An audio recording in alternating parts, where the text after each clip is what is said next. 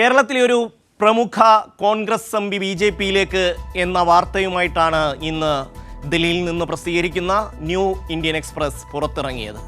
അന്നേരം മുതൽ ആൾക്കാർ പരസ്പരം ചോദിക്കുന്നു ആരായിരിക്കും ആ നേതാവ് എന്നാണ്. കേരളത്തിലെ MP BJP നേതൃത്വത്തെ സമീപിച്ചു എന്നും റിപ്പോർട്ടിൽ പറയുന്നു. ദില്ലിയിൽ നിന്ന് വിഷ്ണു ചേരുന്നു വിശദാംശങ്ങളുമായി.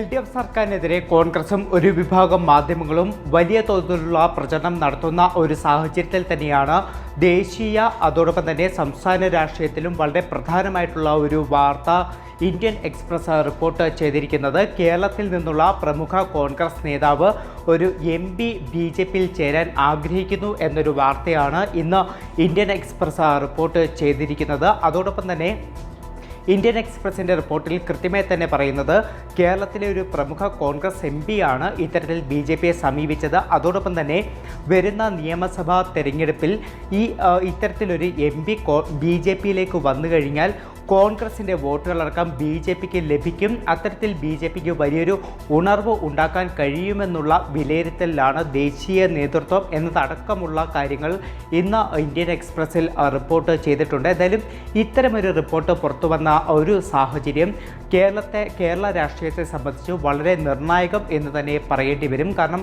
കഴിഞ്ഞ കുറച്ച് നാളുകളായി തന്നെ കേരളത്തിലെ കോൺഗ്രസ് നേതാക്കളുടെ നിലപാട് നോക്കിക്കഴിഞ്ഞാൽ പലപ്പോഴും BJPയെ പിന്തുണയ്ക്കുന്ന നിലപാടുകൾ തന്നെയാണ് ഇവർ സ്വീകരിച്ചു പോരുന്നത്.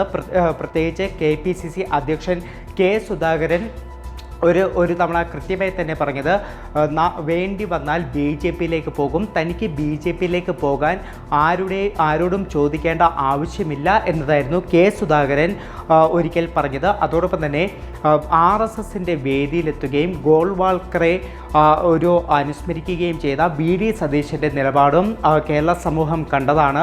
ഇതിനു പുറമെയാണ് പല നേതാക്കളുടെയും പ്രമുഖ നേതാക്കളുടെ മക്കൾ BJPയിലേക്ക് പോകുന്ന സാഹചര്യം പോലും കേരളത്തിലുണ്ടായിരുന്നു. പ്രത്യേകിച്ച് പത്മജ വേണുഗോപാൽ, അനിൽ ആൻ്റണി എന്നിവരൊക്കെ തന്നെ BJPയിലേക്ക് പോയതിന് പിന്നാലെയാണ് കേരളത്തിലെ ഒരു പ്രമുഖ MP തന്നെ BJPയിലേക്ക് പോകാനായിട്ടുള്ള നീക്കങ്ങൾ നടത്തുന്നു എന്ന റിപ്പോർട്ട് പുറത്തു വന്നിരിക്കുന്നത്. എന്തായാലും ഇപ്പോഴത്തെ ഒരു സാഹചര്യത്തിൽ ഇനി ഈ ഒരു റിപ്പോർട്ടിൻ്റെ പുറത്ത് കൃത്യമായിട്ടൊരു മറുപടി പറയേണ്ടത് കോൺഗ്രസ് തന്നെയാണ്.